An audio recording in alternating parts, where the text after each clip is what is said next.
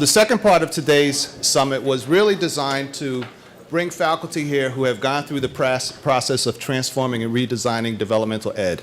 We wanted to hear from the folks who have been in the trenches in this process that many of us have attempted over the years, and due to a variety of issues, concerns, we're either successful or not. And the largeness of the project warrants us hearing from people who have dealt with some of the nuances and doing a statewide transformation.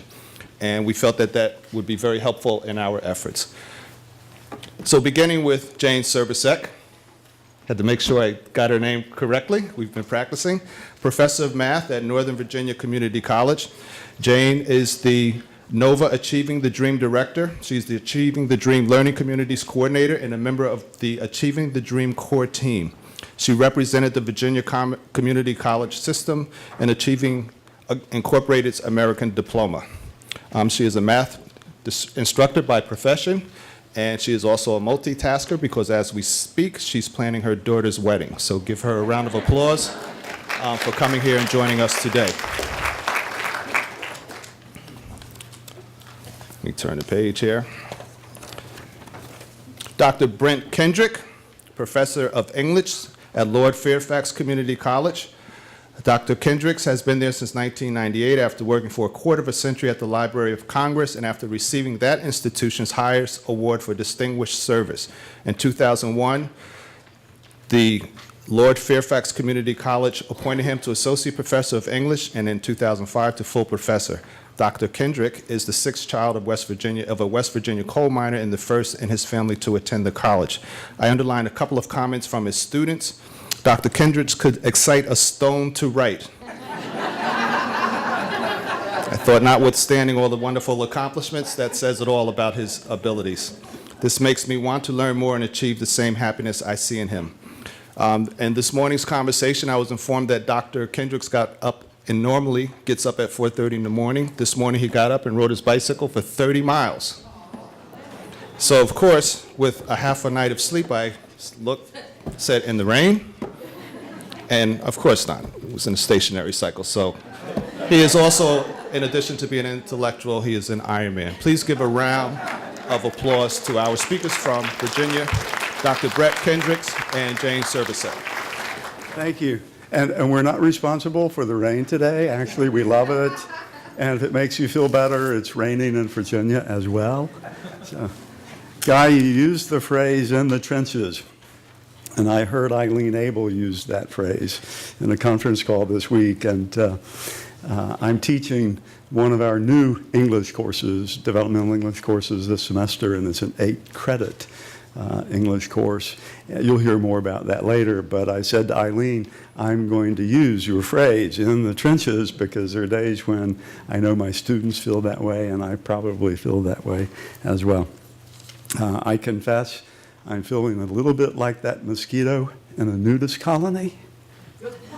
I know exactly what I'm supposed to do. I just don't quite know where to begin. And yeah. And I say that because someone this morning asked me, what do I teach? And my stock response is always, if it's English, I teach it. And that probably is true. And as an English professor, let me see hands. How many of you teach English? Okay. And how many of you teach math? All right. And what about student services or counseling? Okay, good. Okay. As an English professor, I like to juggle things, and I love to know where I'm going with the class. And the same thing holds when I talk to groups.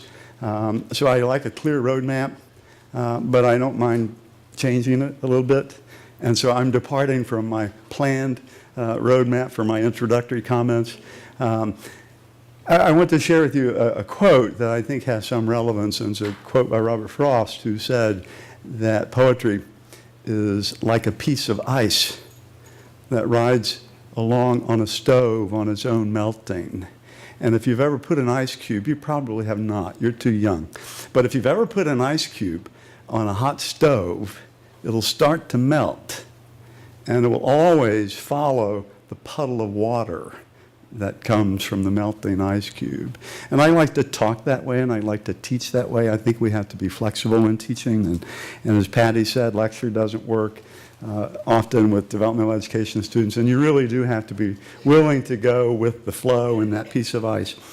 So that's what I want to do at the beginning. I want to share two quotes. One is a Margaret Mead quote, and Margaret Mead said once, "Never doubt that a small group of thoughtful, committed citizens can change the world." And I want to paraphrase that a little bit to capture the Virginia experience with redesigning developmental education. And the paraphrase is, "Never doubt that a thoughtful, committed group of educators and administrators in Virginia can change the face of developmental education." We did. And I want to paraphrase it one more time for New Jersey. Never doubt that a thoughtful group of committed educators and administrators in New Jersey can change the face of developmental education, because you can. You really can.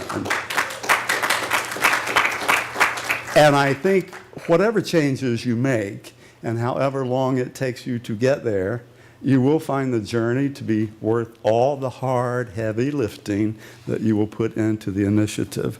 Second quote I want to share before I get started is a student quote. And my student said this to me the very first day this semester when I started teaching that 8-credit class. I had explained the redesign initiative, and I had explained all that was required for an 8-credit class. And he looked at me and he said, Derek McLaren is his name, and he said, "Wow, this is big."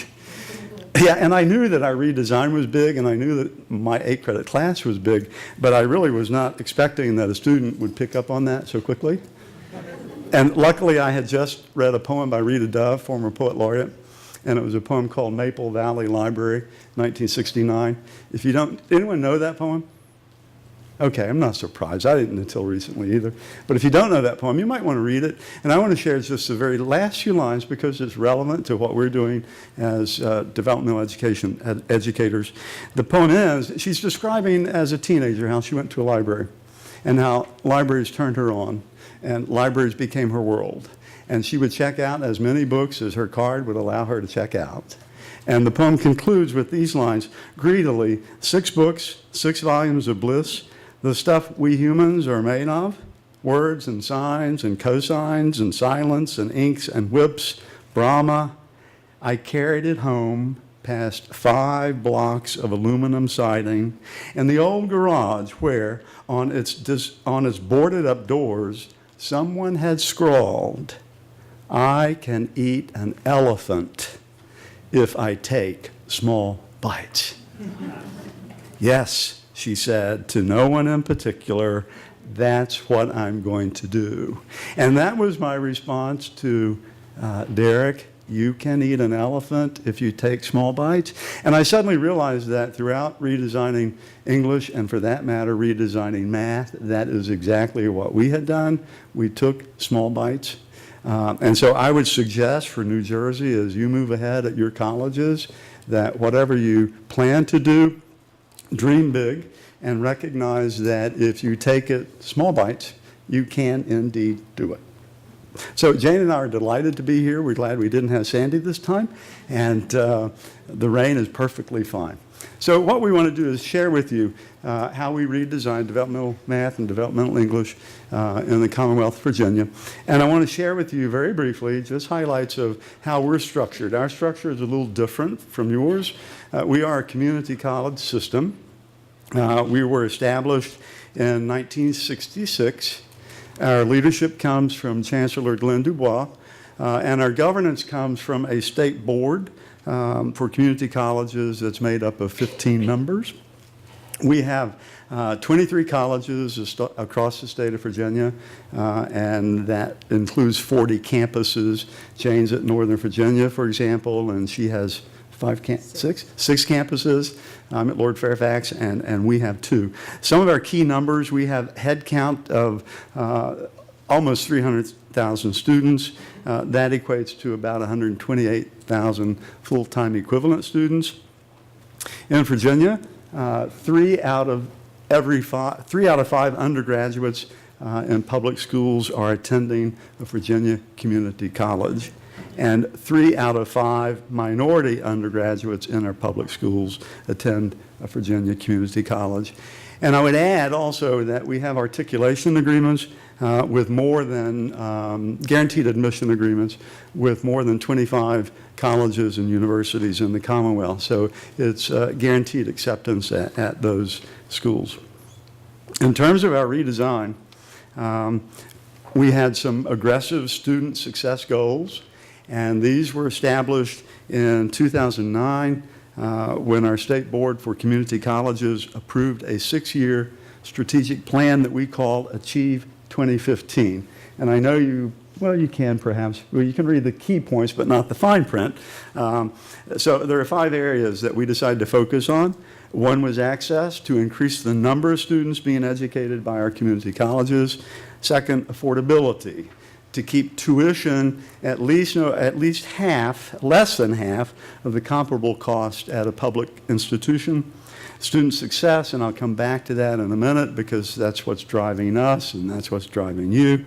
Workforce, increase the number of employers who are providing training in highly professional fields, high demand fields, and then finally resources. And this is rather staggering, I think, for me at least, to raise at least $550 million in gifts and grants to support the mission of the Virginia Community College system. In terms of student success, I want to read that bullet to the right. Increase the number of students graduating, transferring, or completing a workforce credential by 50%, including increasing the success of students from underserved populations by 75%.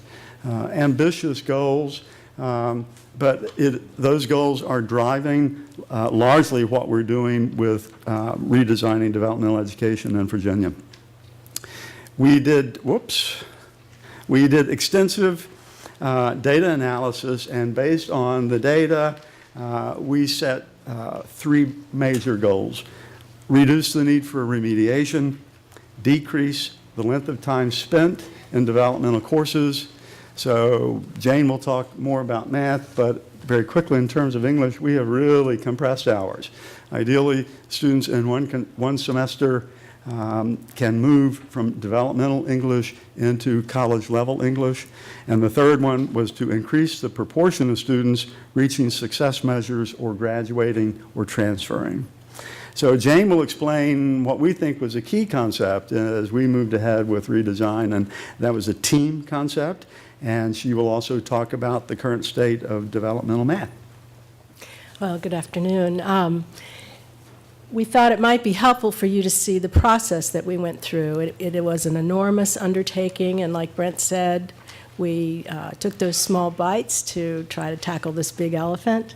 And so one of the things that I think was key is that we had a number of different teams all along the way so that we were including the very faculty, as Patty mentioned, include those that are going to do the innovation in the planning. We literally have had hundreds of faculty, administrators, student services personnel involved in our teams.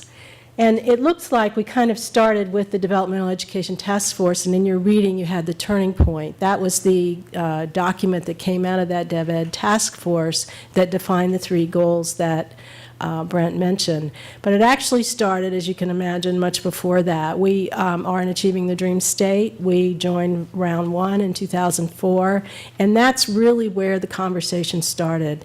Lots of discussions about data, which may have happened at the system office level, but maybe didn't always happen at the college level. But getting that data and doing a thorough analysis and having lots of discussions is what led us to focusing on developmental education. We have a number of big ideas as well, part of a re-engineering initiative that's going on within our state, with developmental education being one of those big ideas. But it was the data showed us that, boy, you better start here because we've got some real problems. So the English ran about a year behind the math, and we're hoping that the math, as we stumbled along, would inform Brent and his team on some things to avoid as they tried to navigate. But we had redesigned teams for both English and math. And then we had the curriculum teams, which, again, part of your reading, we have a curriculum guide. The curriculum teams made up entirely of faculty, representatives from each of the 23 colleges, to determine what are our student learning outcomes. And so we have standardized for the first time in the Commonwealth of Virginia the curriculum. Trying to do data analysis became a real challenge in the beginning when we had Math 3 was one of our basic algebra developmental ed courses. And when math faculty started getting together and discussing with colleagues from across the state, well, we realized our Math 3 at my school looked nothing like the Math 3 at Blue Ridge. And then down the road was Danville, and they're doing something different. So how in the world can you do data analysis when we all had different student learning outcomes? So we have a standardized curriculum that all 23 colleges are to use and to implement, but because no one size fits all, colleges have the autonomy to determine the way to implement, but the curriculum is standard. This was, I think, a real strength of our redesign. We took our 40 campuses, we have 23 colleges, but 40 campuses, and created a team of campus implementation leads. That lead person on the campus that was responsible for pulling together all the pieces of what it would need to take to implement the redesign on their campuses. And the implementation leads met face-to-face. We had lots and lots of emails. We had webinars. We had a Blackboard site. There was a lot of communication. And kind of a byproduct of that has been a real plus is that a network has been formed that continues, where faculty can get together and discuss the problems and the issues that are certain to arise when you go to implement at scale, as we've done. So we had that for both the math and the English. We also had placement test teams. I will describe in a minute. We have a new placement test. It's our own. We've created ourselves. So we had teams in the disciplines, the different disciplines, to help with the structure of what that placement test should look like. We've also had implementation support teams that have gone out to visit the colleges with the math. A year ago, we went and visited all 23 colleges. That was really an adventure and a lot of fun to see how the implementation was going, to identify what challenges colleges were having, what support they need, and also to gather some promising practices so that they could be shared amongst all 23 of the colleges. So this is the heart of the redesign in math, and this it's boiled down to a pretty simple diagram, but the conversations that led to this diagram, it took a long time. It's like, well, we know we have this problem, how in the world are we going to solve it? And looking at different models that were out there, we were influenced by Uri Treisman and the whole mathways and pathways and STEMways and statways, that whole thing. Also, VMATIC is our national organization.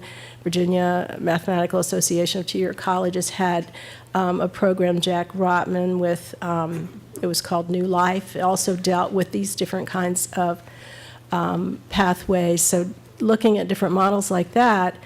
And the key for us, what turned things around for us, is when we started with that, the different curriculum. Not all curriculums need to do what the STEM students do. We realized that and had many of those discussions. The nursing student who can't get through to her nursing program because she cannot solve quadratic equations or rational equations with quadratic denominators, it's not going to help her be a better nurse. So we had a lot of those discussions. And what we did, we took the math courses that were in each of the programs and worked backwards and said, what is the skill set that student needs to be successful in that credit math course? If our goal is to get students through their programs to completion, then we have to identify exactly what is necessary for those students to be successful in those credit math courses. So we did that and worked backwards, and then that kind of laid the plan for us because, of course, the requirements are different in math for the different programs. We also decided to break it down. We call them units, but it's a modular approach. We broke the content down into 9 one-credit units. We have a 10th one that's for basic skills, and colleges deal with that in different ways. And then sorted out that content, again, taking a hard look at what the different disciplines were and the math credit courses that are required in those disciplines, and broke it out into the pathways that you see. The career technical education, we worked with the deans to find out the different programs that they had and went on recommendations to the faculties and the deans of those programs to see what the skill set was needed for those students. So we're looking really at what does a student need? What is essential? In fact, we call our courses math essentials. So not just based on where they place, but what is the path they will take based on their program of study. To further refine that, we have developed a placement test that is entirely our own. The questions were developed from our student learning outcomes in our curriculum guide, so there's alignment there. And that placement test is both diagnostic and prescriptive. So it pinpoints, if a student needs to take developmental education courses in math, it'll pinpoint exactly which of the units a student is deficient in. So a student may come into our program needing unit 1, 4, and 5. Instead of taking the whole gamut and taking courses for which they've already shown proficiency, they pinpoint and target exactly what courses, which of those one-credit courses they have to take. And so that whole idea, of course, is to streamline the content, streamline the path for the students. So using that word streamline again, looking forward, we took that credit class and figured out what's essential for students to be successful in that class. Full implementation for all 23 colleges started a year ago, January of 2012.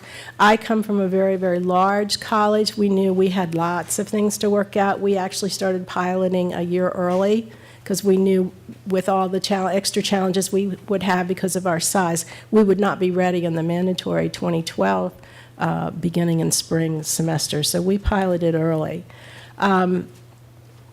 The colleges, like I said, had the autonomy to determine how they would implement. We have very different cultures. We have colleges that are urban, we have rural, we have very large ones, we have very small ones. And so the system office in Richmond, Virginia said the colleges are going to have to figure out how they're going to implement this. So they had the opportunity on their campuses to form implementation teams to determine the best method to offer delivery of these courses. Professional development is enormous for us in Virginia. We have, particularly in everything, but especially in developmental education as a result of this redesign. And I'll get into that a little bit more when we talk about where we are, our current state. But we felt that these are what we think are the most promising innovations in our math redesign. The whole idea of acceleration. We had students who would be stuck in courses, it seemed like, for years because they would do well on the part they already knew, and then when they got to the part they didn't know, they would fail, and then they would start over. And it was just kind of this endless loop in the 3 or 4 different courses that we had in our traditional developmental education program. So breaking it down into units, doing the diagnostic test to see exactly what they need in, all of this goes hand in hand with the acceleration. We're also real big on mastery. No more of this averaging. You made a 20 on Unit 1, but you got a 90 on Unit 2, so let's average them together and on you go. No, we didn't do that. Each of our individual one-credit units, every step along the way, there has to be mastery. We are not going to move them along until they've shown mastery of at least 75% in the different skills. Colleges could raise that bar if they wanted to, but nobody was to lower it. So all of our colleges are using technology in some form. A lot of them have a computer lab. I heard computer labs mentioned at some of your colleges as well. We like to call what we're doing a modified Emporium approach. The Emporium model came out of Virginia Tech, and we felt very strongly that we will have this computer lab, but we can't just send developmental students there to try to figure it out. We don't have Virginia Tech students. I know they have classes, but what we wanted was more of a high-tech, high-touch, where the students have scheduled classes with a teacher and with classmates, and then also scheduling lab time with the teacher there and also other supports in the lab. So just a little side note, one of our colleges near Charlottesville, Virginia, Piedmont Virginia College, for you math folks, they call their math lab the first quadrant, where everything is positive. I have to say that I was on the initial redesigned math team, and I well remember the day the email request came for me to serve on that team. It came from Dr. Susan Wood, who is our Vice President of Academic Services and Research. And math, I thought, I teach English. She's made a big mistake. I don't think Jane even knows, and I'm confessing to that. So I called her and I said, "You made a big mistake, Susan. I teach English, not math." She assured me that she hadn't, that they wanted a humanities person on the math team, and I was it.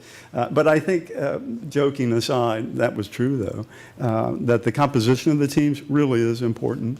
And when we moved ahead with English, we wanted diversity as well in terms of discipline. When Dr. Wood asked me to be the faculty lead for English, I was certain that she had heard how poorly I had performed on the math team and that she was punishing me.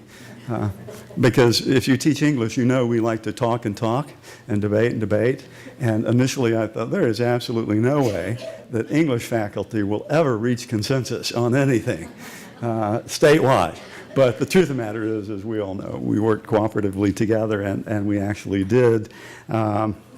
I have to say it before going over this particular slide, that I think one of the most magical moments I've ever experienced in my life and in my career was when, as chair of our English structure subcommittee, and we had had a number of conference calls, and we were departing for the November, December, January holidays, and I said to the structure subcommittee, "Here's your homework assignment. Go home, and during the holidays, think about, in an ideal world, don't hold anything back. In an ideal world, what do you want our new redesigned English curriculum to look like?" And that's an important far-reaching point, because we have fabulous, fabulous support from everyone in our Virginia Community College System Office. But for math and for English, it has been faculty-led and faculty-driven. I had no idea what they were going to come back and put on the table. We met in January, and I was delighted because there were three things that everyone agreed on. One was, let's integrate reading and writing. We had not done that in Virginia until then. So that was unanimous. Let's integrate it. The second one was, let's develop our own placement test. We weren't happy with the one we were using, and we took it one step further. Let's not only develop a new placement test, let's use the same cut scores across the entire Virginia Community College system. And the third one was, let's develop 3 pathways to college-level English. And so I thought that was rather a miracle, and to this day I think it was, and that has kind of been our guiding principle. So in terms of content, and a lot of this will mirror what Jane said, and we really did benefit by having math go first. It's kind of like Isaac Newton said, if we have seen further, it's because we have stood on the shoulders of giants. And so Jane, you and your math team, metaphorically speaking, were the giants who led us forward. For content, we identified 8 student learning outcomes, and that is in the curriculum guide document that was sent to you. That was no easy task because we were integrating reading and writing, and we labored over that. We were pleased ultimately, but we had 8 student learning outcomes. We set up a 3-tiered model, and I'll show you the schematic in a moment. In terms of placement, we built our own placement test. I was on the placement test team. The test was driven by the student learning outcomes. Delivery, as Jane said, for English mirrored that of math. All colleges must use the same student learning outcomes, but that really, and the same placement test and the same cutoff scores. But aside from that, each college designs its own delivery platform for that. Faculty, we had the same implementation leads, the same curriculum team, the same placement team, and that faculty involvement really is so important. And it's not only important to have faculty involvement as you design the various aspects of redesign, it's important to have faculty members taking the word back to your colleges and communicating that so that everyone knows. In terms of assessment, Jane had the luxury of visiting all 23 community colleges. We got smarter than you on that one. No, I'm joking. We're doing ours with English a little differently. We're using several ways of providing support. We call our team RISE, Redesign Implementation Support for English. We're doing temperature gauges, very quick surveys that we send out to all English faculty who are teaching developmental classes. We're using targeted focus groups. So last week, for example, in Roanoke, we met with colleagues from throughout the state for what had already been scheduled for a developmental education symposium. So at the end of that, we had some targeted focus groups in math and English so that we could talk with them. Later in the week, we had a New Horizons. We targeted faculty who teach entry-level college composition classes for focus groups on that as well. In terms of our structure, and I will be happy to go over this at lunch or questions or later in the day, we do have 3 pathways. One of our charges for English was that we create something that would allow the majority of students in developmental English to move into college level English in 1 semester. That's ambitious. That's ambitious. We rolled that out in January. We'll see how the data go with that. But for students who need the most help, they are in our what we call English Foundations, ENF 1, Preparing for College English 1. It's integrated reading and writing. It is 8 credits. And they arrive there based on the placement test. For students who need help in the middle, they're enrolled in ENF English Foundations 2, and that's a 4-credit class. And then for students who need just a little bit of hand-holding, it's kind of the ALP model. We place them directly into college-level English, but they are co-enrolled with a 2-credit English Foundations course.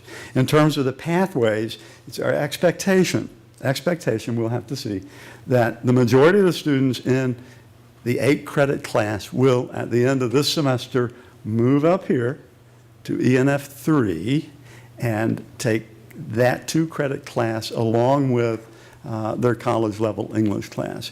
On rare occasions, we're expecting that there might be a student who has a readiness at the end to go directly into English 111, and that's based upon faculty recommendation. Students in ENF 2, the same scenario, the expectation most will move up into ENF 3 and be co-enrolled. Okay. Some of the key documents, and I'm just going to refer to these, are in the handouts that we gave you. The Turning Point, which was our study of what was needed for developmental education in the Virginia Community College system. The second one, the Critical Point, which is the study that the developmental math team put together. And then the third one, the Focal Point, which is the counterpart for the English team. These are in the emails that were sent to you. For resources, the math team and the English team developed curriculum guides. It's a wonderful resource tool. The curriculum guide for English is about that thick. It's organized by student learning outcomes. It includes not only resources that might help faculty, but also activities that can be used in the classroom. Jane, I think you were going to pick up with assessment. So assessment is a huge part of what we do. I like to think about it. I've been in the system for a long time, and we pretty much were teaching developmental math the same way we've been teaching it for decades. And so the idea that I think about is we will never go for decades again, without looking at, well, what are we doing here? you know. And so assessment is a big, big part of what we're doing.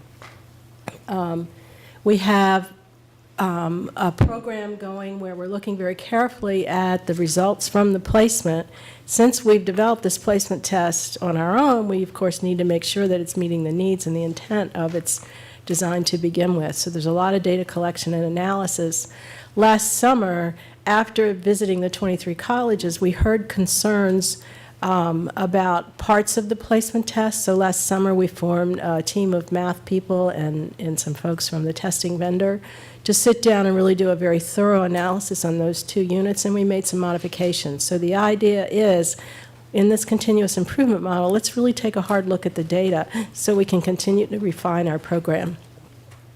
Of course, success in developmental courses, it's a little challenging. We haven't figured out all the variables yet. How are we going to do that? I mean, passing, pass, fail. In some of our courses, some of our colleges use what we call a shell course. And so a student passes or fails that course depending on how many units they make. So a student may pass 3 units, but still not get a passing grade in the course because it requires 4. But is that really unsuccessful? So we're going to have to take a different look at how we define success. Certainly taking a look at how quickly do students finish their required units as their prerequisites to get in their credit class. Do they actually ever enroll in that class? And then, of course, how successful are they in that credit class? Those are certainly measures that we need to look at. We have the Developmental Education Annual Report. We call it the DEAR Report, where we do cohort tracking, and it'll be, you know, over long periods of time following different cohorts to see how students are progressing. And then, of course, ultimately the goal that we're all having is, what about our graduation rates? Are we improving that completion rate? So in terms of, you know, what challenges are faced when you go to do a redesign, I like to think of this as the infrastructure. We have new courses, so we had to go through that whole process of having those courses approved. Our student information system had to be overhauled somewhat in terms of developmental education with new courses and new placement tests, and where are we going to put those scores and how are we going to record if the student has passed certain units. And what about this idea they only need some units but not all? I mean, how are we going to keep track of all that? So the SIS was a big challenge for that. And then it caused to re-examine policies like retest policies for the placement test. And policies, we have a requirement, we have a student success course in Virginia that is supposed to be taken within the first 16 credits. And so let's take a look at that policy again and see how we're going to enforce that policy. The testing centers, the advisors, the faculty, I mean, think about all the training that had to go about, you know, the advisors to suddenly it's a whole new program, totally different than what we'd been doing for a very long time. The student development course itself has been redesigned as part of this whole process. Our professional development, Brent mentioned our Developmental Education Symposium. We have that once a year in March, April, around in that time, where developmental faculty come together. We have speakers and different workshops. This past time that we just had, we had Hunter Boylan and also Nikki Edgecombe from Community College Research Center came and spoke to us about developmental education. We have the Chancellor's Developmental Education Institute. That happens in June. We're coming up on the 3rd annual one of that, where 100 faculty have been coming, half math, half English, to spend a week in retreat with intensive training on what are those characteristics that are necessary to be able to teach developmental students. How about that affective domain in the developmental student? How do we deal with that? It's not just about the content in the courses. It's also about developing a developmental education program. In our next steps, what we're looking at, the Developmental Education Symposium that we just had, is how are we going to integrate student support services into our developmental program? We've got the English courses going, we've got the math courses going. Now how do we bring in those supports? So we're talking about counseling and advising, but we're also talking about those extra supports that students have, like tutoring and writing labs and math labs. How do we integrate all these services into a fully comprehensive program for developmental education? Okay, I just got time. I better speed up here. So we've had some other professional development quick tracks. We have webinars that are recorded on different topics for both math and English in the redesign. We've have what we call drive-ins, broke the state up into different regions so that faculty don't have to travel so far. So just within regions, we'll have professional development opportunities for those of us that are involved in developmental education. And also we have peer group meetings, one for math, one for English, and there's also a DevEd peer group, and they meet in the fall. And then the math and English also meet in the spring. I think English does, math does, I know. So our next steps, we have to take a good hard look at that English placement test. We're where we were a year ago with math. Is it doing what we think we need to do? We need to take a look at that data and see if it's appropriately placing students. And continuously, this will always be our next step, continuously monitor the implementation of both the math and the English, and explore those those professional development opportunities. And again, trying to refine our assessment models. How are we really going to get a handle on what's working and what's not? Find out what's not working and try to improve on that. Find out what is working and try to get the word out on that so other colleges can model after that. We included this. This is a good description of our process written by Jobs for the Future. This is in particular about the redesign in Virginia. So our lessons learned in math, we have many, and we overlap. Certainly a lot of the things, it's really clear to set your goals, know where you're going. You can't do that unless you know what was wrong, so the whole data analysis. Find those models that are promising. We modeled after the Statway, borrowing some things from that, borrowing some things from modular approaches at some of the schools that are in the NCAT program.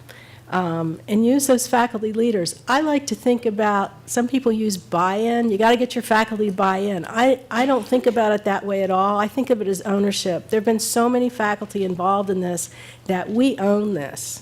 And that is such a motivator. And it just helps us focus on what we're doing. We really want this to be successful. It wasn't just, here's what you're going to do. It was developed by faculty, and that's a very strong motivator. Also about consensus. If you wait until everybody agrees, you'll never do anything. You get consensus and then you move on. And it's really important to get consensus, to take some votes and keep track of what that voting was. Keep a decision tracking log. Because later someone will say, well, I thought we decided on this. Well, no, let's go back and look at the log. So I think that whole record keeping and getting the votes is a real important piece of all this. So lessons learned in English? They overlap with math, and math has captured the math lessons far more succinctly than I have with English. Articulate the vision, I mean, that's a given. You simply have to make everyone understand what it is that you're doing. The team approach really, really works. Communicate. That's a given as well, but let me just toss out what we sometimes forget. We had lots of face-to-face meetings. In Virginia, that can be a challenge because we're a rather long state. What we found works well also, conference calls, where we would get together by phone with a very clear agenda. create an ever-expanding circle of leaders. As we move forward with English, those of us who were leading it would deliberately step aside and pull others in so that we had more and more people who were taking the word back home. Empower faculty. I indicated that was faculty-driven. You need, obviously, the administrative support throughout the way, but having a process that is led by faculty does help. Listen, listen, listen. Stay student-focused. It is about the students, and we should never lose track of that. And measure performance against plan. Jane mentioned that. We have a continuous improvement model. You need to do that in your college. You need to do that in your state. You need to do it in your classroom, too, so that you know what actually is working. And the humanities side of me requires that I throw in celebrate, because there ought to be room for a party somewhere along the way. So as you reach milestones, for real, celebrate, acknowledge those who were actually involved in it. As Patty said, we too invite you to visit our website, the Virginia Community College System DevEd website. There's the URL. You will find all the documents that we have referenced there, along with some other ones that might serve you as well also. Obviously, we're going to do questions. Do we have time for questions? Yes, we do. We have 5 minutes for questions. Great. I'm going to move past that part, but in your handout, you'll see we're going to have questions. I didn't mean that. No. I meant move past the slide. In your handout, you'll see Jane's email address and my email address, and you can feel free to call us at any time, contact us. Our phone numbers are there. I wanted to move to that last slide there, because that really is what it's all about, getting our developmental students through to graduation. And I think that needs to be our possibly only measure of success. Okay, questions. Thank you. I like that you have the one credit courses and that you're sort of filling in the gaps.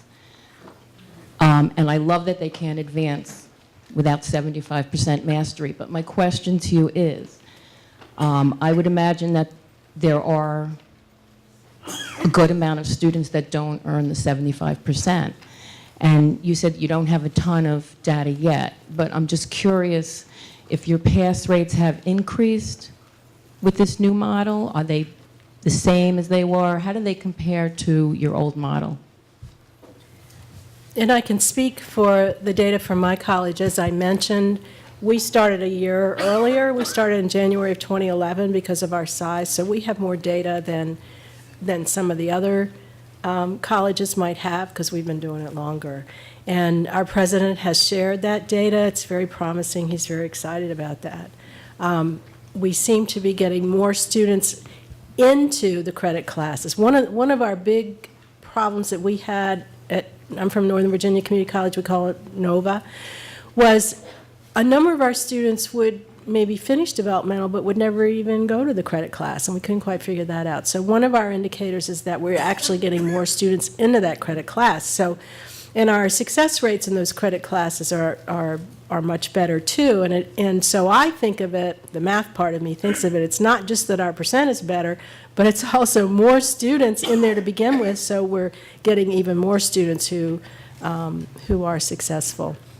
So it's very promising. We do struggle with those students, as you mentioned. Not all of them are getting through, and I think all of us as developmental education faculty and administrators, what are we going to do with those students that we just can't seem to get through? So that's still a problem for us. But that top and that middle, the data that we have, and I wanted to bring that data to share. My president has not yet released that, but when he does, if you'll email me, I'll send it to you. But it's looking, we're very excited about it. I'm itching to share it. The 9 one-credit modules, is that algebra or computation and algebra content? And the other question was, you spoke about being diagnostic and prescriptive. Is there a particular program you use, my math lab, Alex? How do you approach that? Okay, those are good questions. The content that we have in the 9 units, one of the things that we did to streamline we didn't just take our old courses and break them up into pieces. That is not what we did at all. Because we had a lot of duplication. Again, you math folks, where do you teach systems of equations? Well, we used to teach it in Algebra 1, and then we teach it in Algebra 2, and then we'd have it again in pre-calculus. So we eliminated the duplication when we broke out the content. And so the first 3 units, well, we have basic skills as unit 0, so we have whole numbers, and then we have fractions and decimals, so more of an arithmetic kind of thing, and then we have kind of introductory algebra with linear equations and graphing linear equations. And so those first up to unit through unit 5 are sort of that's the non-STEM path. Then we get into the factoring in 6, the rational expressions and equations in 7, then we do radicals in 8, and then we do unit 9 is about quadratics and their solutions and graphs. So we can't really say, and that's been a challenge for us in terms of data too, is we can't say, well, how does this compare to the old model?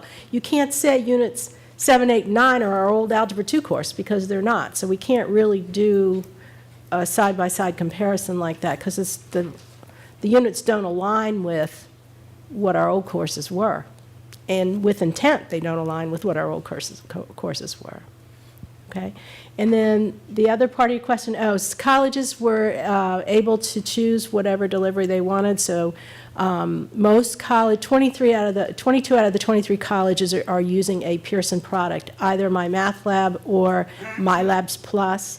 My Labs Plus is used at a lot of the colleges because it interfaces with our student information system. Also a Pearson product. Inside of My Labs Plus is My Math Lab. One of our colleges uses Hawks. And for that particular college, they're rural and their internet connection is not very good, and Hawks does not require that internet connection. We also have programs in our colleges for our incarcerated students, and so Hawks works well for those students as well, because of course they can't have internet access. We are going to extend the Q&A until a quarter after, and recognizing the importance of this conversation. Perhaps questions for Dr. Kendrick? I have a question that I think is for both of you. It's about the administration of, or the details of the administration of the diagnostic placement instrument that you use. When and how is it administered, and are students offered any preparation for it, or even counseling about how high stakes it is, those types of issues? Those are excellent questions. Jane with math is further ahead than we are with English, I believe, but I'll tackle the English part first. The placement test was administered at the testing centers throughout the colleges in Virginia. We have prepared to help students ready up for the test, an online guide of resources. Many of them will result in an initial, not placement, but diagnostic, so students know further areas that they need to prep for. In terms of whether students are made aware of the high stakes, we hope they are, because the stakes are high. They are tremendously high, particularly with the 8-credit class. We're working on providing, for English, some standardized text and a standardized video as well that will go out to all students. I think you already have that for math, don't you? We had a team that worked with some grant money over the summer to develop prep materials just for Unit 0, 1, 2, and 3. The hope is that we'll get more grant money to finish the rest, but these are free online resources that students gathering. And what our faculty did, we took each of the student learning outcomes in that curriculum guide and found a resource out there in cyber world to help explain. So Khan Academy and Math Power, and I mean, we really reviewed a lot of different resources. NROC is another one, and picked the best, we think, to match that student learning outcome. The hope, like I said, there are plans to do it when we can secure some more funds to finish the rest of them. Back Basil Stassis, Passaic County College. You talked about an extensive professional development program, and I would like to know to what extent your adjunct faculty have been part of that program. I seem to be dominating. That's Brent. okay. Yes, our adjunct faculty are invited. The Chancellor's Developmental Education Institute that I mentioned that happens in June, it's a real intense week, and that also, for the first 3 times, this June included, has been a team that works with Hunter Boylan coming in intensive training. And so adjunct faculty are invited to come to that as well. And they're invited to come to all of the professional development opportunities that I mentioned. By college, colleges have different programs. I know on my own campus, we have an adjunct professional development day that happens at the beginning of each semester. That has grown over the years and is very successful. We also have a mentoring program for our adjunct faculty, but that's at my college. So colleges, can implement that in different ways. But system-wide, it's open to adjunct faculty also. Can I add to that? Sure. I just wanted to add a comment to that. Certainly, as you move ahead in New Jersey, I would urge you to be mindful of your adjuncts. In Virginia, in terms of developmental education classes, a large percentage of those are taught by adjuncts. So you simply have to reach out to them and make certain that they're included in your professional development activities and that you bring them up to speed as well. With English, for example, and I won't go into it at length at all, but we had many full-time and adjunct faculty, some who, for example, had taught reading, some who had taught writing, and they did not feel comfortable teaching reading and writing combined. So professional development played a huge role in helping them develop a comfort level. This is a question for both speakers. I assume that in the English program, there's no breakdown that is as specific as the 9 one-credit units in math, given the overlap of curriculum. So they aren't curriculum-driven, whatever components are taught in English. But in the math, they are, and I wonder, given the STEM breakdown, liberal arts breakdown, and so on, I wonder if what is characteristic, I think, of a lot of community college students is their movement through curriculum, making decisions, changing minds. So how do you avoid the chaos of that when you have such a curriculum-driven unit breakdown of skills needed for these particular curriculum and students changing their minds? Okay. That's a really good question, because that is certainly a challenge that we dealt with. They all don't know what they want to do when they grow up. So certainly then what do you do?